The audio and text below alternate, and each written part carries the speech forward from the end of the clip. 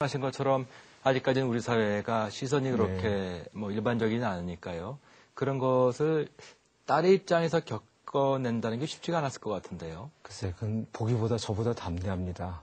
그래가지고 그 녀석은 하여튼 간에 그런 부분에 대해서 뭐가 이상해 뭐 그리고 나름대로 자기가 그런 고통이나 어려움을 겪었지만 스스로 극복하는 것처럼 저는 보이는데 그래서 하여튼 간에 자기 주관 있게 그렇게 하는 것 같아요. 네. 당사자는 어땠습니까?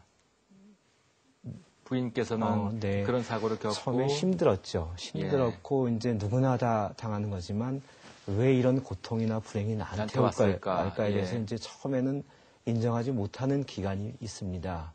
그러다가 이것도 내가 받아들여야 된다는 그런 생각을 했고요. 생각을 하게 되고 이제 장애라는 게 불편하지만은 특별히 그렇게 다른 건 아니니까 그 안에서 자기가 이제 적응을 하고 할 수 있는 것들 예를 들어서 이제 사회생활을 못 하게 됐으니까 이제 어떤 저희 집에서는 카톨릭을 믿고 있으니까 그런 모임을 저희 집에서 갖는다든가 아니면 책을 읽고 산책을 하고 운동을 하고 이런 것들을 많이 하지요.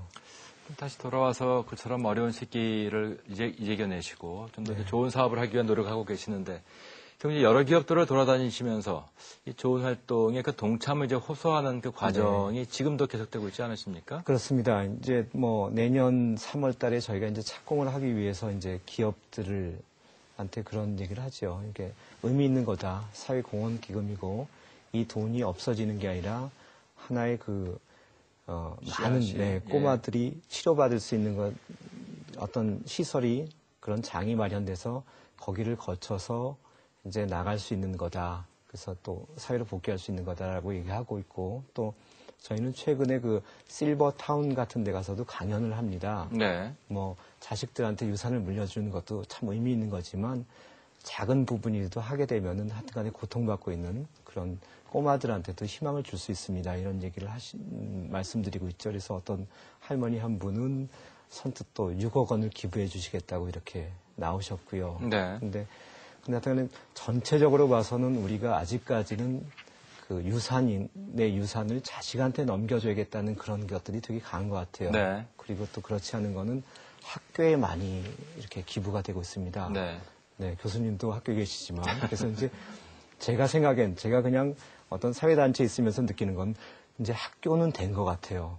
학교는 그래도 웬만큼, 그래도 확충이 돼가지고 정말 된 것 같으니까 정말 사회적인 약자고 그늘에 있는 사람들이 희망을 가질 수 있는 그런 곳에 좀 좋은 선한 뜻을 가진 그런 기금이나 의지나 이런 것들이 좀 몰렸으면 어떨까. 그래서 이제 그 중에서는 특히 장애를 가지고 있는 꼬마들이 참 보면은 안타깝죠. 안쓰럽죠. 예. 그 영화 마라톤의 주인공인 배영진 씨 어머니가 계세요. 네. 어머니가 계신데 그 어머니하고 말씀을 나눌 기회가 있었는데 그런 말씀을 하시더라고요. 배영진 씨가 어릴 때는 배영진 씨 손을 놓을 수가 없었대요. 24시간. 그래서 나는 왜 이렇게 불행한가. 내 불행이 너무 고통스럽고 힘들어서 남의 불행이 보이지 않았다고. 그때는 소원이 뭐였냐면 그 장애를 가진 꼬마가 죽은 다음 날, 배영진 씨가 죽은 다음 날 내가 죽게 해달라고 하나님한테 기도를 매일 하셨다 그래요. 네. 근데 배영진 씨가 크고 이제 성장하게 되고 조금 눈을 돌리게 되니까 내 불행이 내가 감당할 수 있는 거고 남의 불행도 참 크구나. 그런 말씀을 하시더라고요. 네. 그래서 그게 우리한테 시사하는 것들 그리고 그렇게 그 장애를 가진 부모의 마음이라는 게 옛날에는 정말 독립운동하고 큰 기업을 일으키고 나라를 구하고 이런 분들이 참 위대하다고 생각했는데 요즘에는 제가 느끼는 건 뭐냐면 그 장애를 가진 꼬마를 24시간 손을 잡고 이 꼬마가 사회에 나가서 적응해서 그래도 살 수 있도록 만드는 그 가진 그 장애 부모님들의 마음이 그리고 그분들이 얼마나 위대한 건가 그런 생각을 하게 됩니다. 네. 그 기업과 개인을 좀 나누어서 우리 사회의 그 기부 문화를 좀 여쭤보고 싶은데요. 네.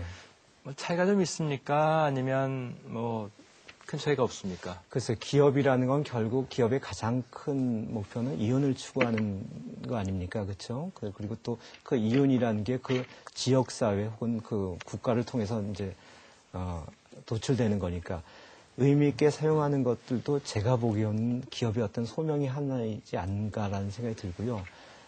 뭐 단적으로 말씀드려서 지난달에 워런 버핏하고 그 마이크로소프트의 빌 게이츠가 미국의 부자 40명들한테 전화를 걸어서 우리가 좋은 취지로 당신의 재산의 절반을 좀 기부를 해서 이런 것들을 만들자고 했을 때 미국 부자 중에 40명이 전화로 해서 자기가 서약하겠다 이렇게 약속을 했다 그러는데 한국 부자 중에서 과연 전화를 드렸을 때 1%라도 내가 정말 본질적인 부분에 있어서 내가 내 재산을 우리 한국 사회의 어떤 어려운 사람들을 위해서 1%를 쓰겠다고 할 수 있는 분들이 없지요. 결국 어떤 크게 잘못돼가지고 더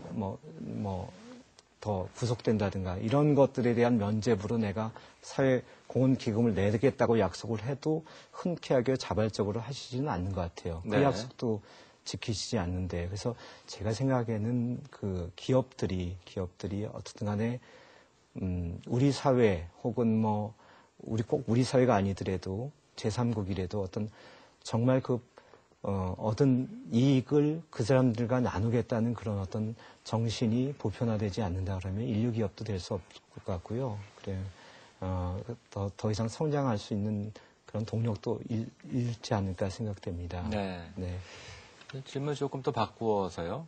그 사회공익재단이라고 하는 것에 관한 질문을 좀 드려볼까 합니다. 사실 뭐 사회적으로 필요한 일을 음지에서 하겠다는 취지에서 만들어진 것이 사회공익재단 아니겠습니까? 네. 근데 우리나라의 글쎄 그 실태랄까요? 현실은 어떤지요? 지금 뭐 어떤 한에 90년대 이후에 제가 보기에는 우리 사회의 어떤 이전까지는 국가하고 기업이 한국 사회의 모든 것들을 관장하는 그런 형태이지 않았습니까? 예. 그런데 이 90년대를 지나면서 어떤 자발적인 형태의 시민단체, 사회단체들이 많이 생겼거든요. 네. 근데 이제 순기능과 역기능이 있다고 생각합니다.